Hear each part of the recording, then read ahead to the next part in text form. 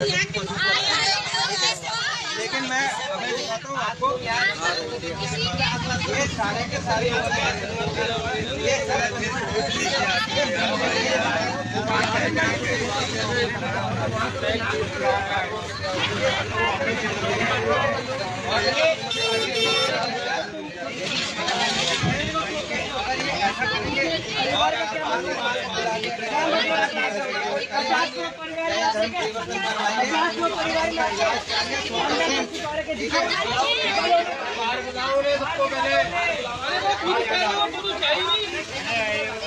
वो खुद कह रही पुरुष है ही नहीं।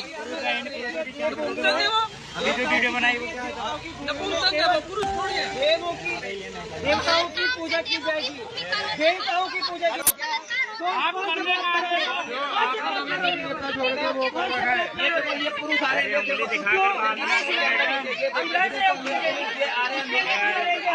वो अपराधी जेल में है, वो अपराधी जेल में है, वो जेल में है। हाँ देखो पूरी वीडियो बताओ कितने लोग आ रहे हैं अंदर से, एक भी सबके आधार कार्ड दिया हमें। है बजरंग दल आई अंकित भंडारी को बचा चुका है, आई अंकित भंडारी को बचा चुका है। ये यहाँ पे जो है इसका घर है, तुम्हारी वजह से गई तो तुम ऐसी तुम्हारी वजह से गई, बचाने हमको बचाने का काम कर रहे हैं। कैसी गलती कर रहे हो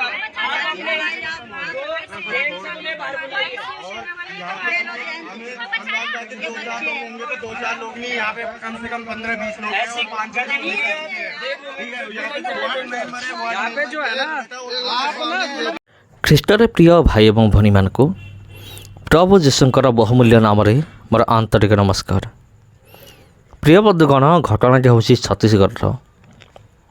ଆଉ ଏଠାରେ କ'ଣ ହେଇଛି, ଯେତେବେଳେ ବଜରଙ୍ଗ ଦଳର ଲୋକମାନେ ଚର୍ଚ୍ଚ ଭିତରକୁ ଜବରଦସ୍ତ ପଶିବା ପାଇଁ ପ୍ରୟାସ କଲେ, ସେହି ସମୟରେ ସେମାନେ ଆଉ ଚର୍ଚ୍ଚ ଭିତରେ ପଶିପାରିଲେ ନାହିଁ। ତା କାରଣ ହେଉଛି ଆମର ଖ୍ରୀଷ୍ଟିଆନ ଭଉଣୀମାନଙ୍କ ଯୋଗୁଁ। ଆଉ ସେମାନେ ବଜରଙ୍ଗ ଦଳ ଉପରେ ଏମିତି ସେମାନଙ୍କ ଉପରେ ପ୍ରେସର ପକାଇଲେ, ସେମାନେ ଚର୍ଚ୍ଚ ଭିତରେ ସେମାନେ ପଶିପାରିଲେ ନାହିଁ। ମାନିବାକୁ ପଡ଼ିବ ସେଇ ଭଉଣୀମାନଙ୍କର ସାହସକୁ।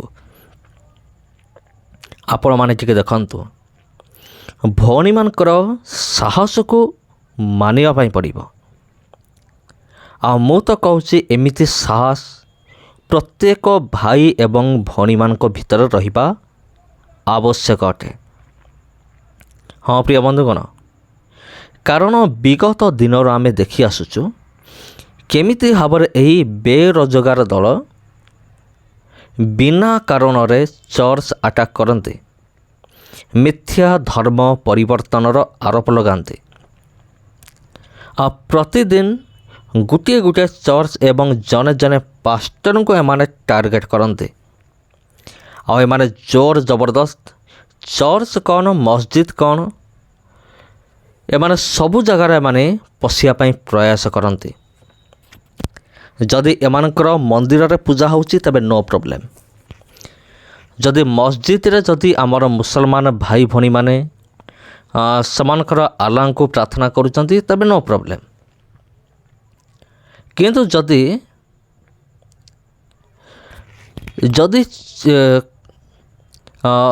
ଚର୍ଚ୍ଚରେ ଯଦି କୌଣସି ମାନେ କାର୍ଯ୍ୟକ୍ରମ ହେଉଛି, ଯଦି ପ୍ରାର୍ଥନା ହେଉଛି, ଏମାନଙ୍କର ସବୁଠାରୁ ବଡ଼ ପ୍ରୋବ୍ଲେମ୍। ଆଉ ଏମାନେ ମନ୍ଦିରରେ ପୂଜାପାଠ କରନ୍ତି, କୌଣସି ଅସୁବିଧା ନାହିଁ। କିନ୍ତୁ ଯେତେବେଳେ ଚର୍ଚ୍ଚରେ କୌଣସି ପ୍ରୋଗ୍ରାମ ହୁଏ, କୌଣସି ପ୍ରାର୍ଥନା ହୁଏ, ତେବେ ଏମାନଙ୍କ ପ୍ରୋବ୍ଲେମ୍ ଆରମ୍ଭ ହୋଇଯାଏ। ଆଉ ମୁଁ ତ କହୁଛି ଏମାନଙ୍କୁ ରାତିରେ ଆଉ ନିଦ ବି ହେଉନଥିବ। କିଏ ଧର୍ମ ପରିବର୍ତ୍ତନ କରିଦେଲା କି, କେଉଁ ହିନ୍ଦୁ ଖ୍ରୀଷ୍ଟିଆନ ହେଇଗଲା କି, ଏମାନଙ୍କ ଭିତରେ ଏଇ ଗୋଟେ ଭୟ ଏମାନଙ୍କ ଭିତରେ ବାରମ୍ବାର ରହୁଅଛି।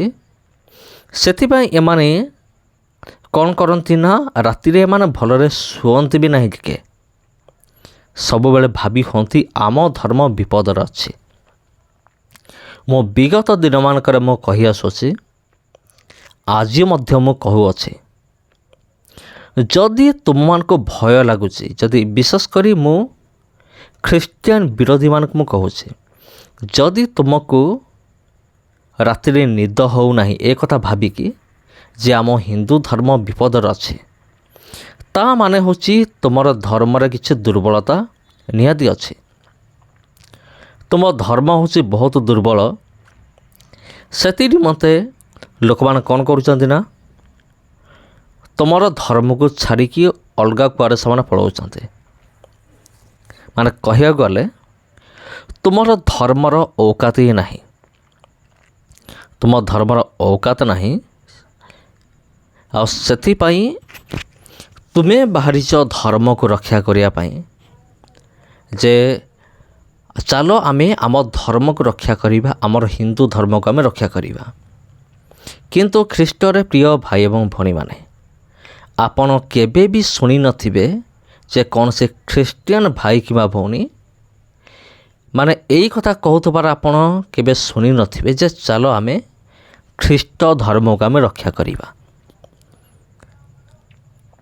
କାରଣ ଯେତେ ବି ଆମର ଖ୍ରୀଷ୍ଟିଆନ ଭାଇ ଭଉଣୀମାନେ ଅଛନ୍ତି, ବିଶେଷ କରି ଆମର ଖ୍ରୀଷ୍ଟିଆନିଟିକୁ ଆମେ କୌଣସି ଧର୍ମ ବୋଲି ଆମେ ଭାବୁନୁ।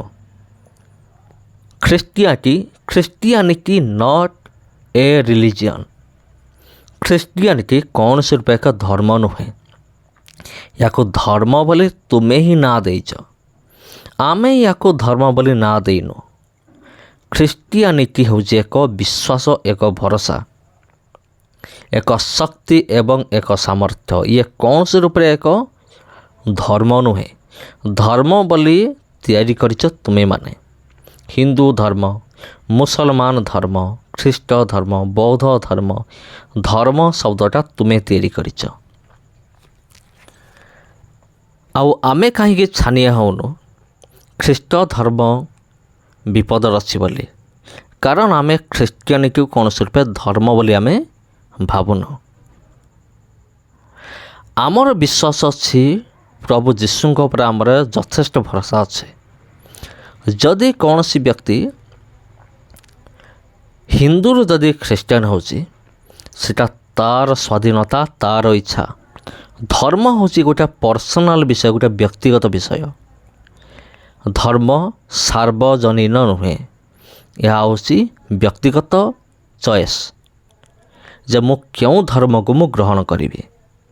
ଏଇଟା ଆମର ବାବା ସାହେବ ଆମ୍ବେଦକର ଯେଉଁ ଲେଖି ଯାଇଥିଲେ ସମ୍ବିଧାନ ଭିତରେ ମଧ୍ୟ ଲେଖା ଅଛି, ଜଣେ ବ୍ୟକ୍ତି ନିଜ ଇଚ୍ଛା ଅନୁସାରେ କୌଣସି ବି ଧର୍ମକୁ ଗ୍ରହଣ କରିପାରିବ, ଆଉ କୌଣସି ବି ଧର୍ମକୁ ସେ ଛାଡ଼ିପାରିବ, ପରିତ୍ୟାଗ କରିପାରିବ।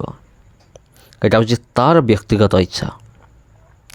ଆଉ ତୁମେମାନେ ଯେଉଁ ବାରମ୍ବାର ଘୋଷି ହେଉଛ ହିନ୍ଦୁ ଧର୍ମ ବିପଦରେ ଅଛି, ହିନ୍ଦୁ ଧର୍ମ ବିପଦରେ ଅଛି, ହିନ୍ଦୁ ଧର୍ମ ବିପଦରେ ନାହିଁ, କିନ୍ତୁ ତୁମ ପାଇଁ ବୋଲି ବିପଦରେ ଅଛି। ସମସ୍ତଙ୍କୁ ନମସ୍କାର। ଭିଡ଼ିଓ ଭଲ ଲାଗିଥିଲେ ଭିଡ଼ିଓକୁ ସେୟାର କରନ୍ତୁ। ଚ୍ୟାନେଲକୁ ଯଦି ପ୍ରଥମ ଥର ପାଇଁ ଆସିଛନ୍ତି ଚ୍ୟାନେଲକୁ ସବସ୍କ୍ରାଇବ୍ କରନ୍ତୁ। ଆଜି ପାଇଁ ଏତିକି। ପୁଣି ଥରେ ଭେଟ ହେବ ଆପଣଙ୍କ ସହିତ ଆଉ ଗୋଟେ ଭିଡ଼ିଓରେ। ନମସ୍କାର।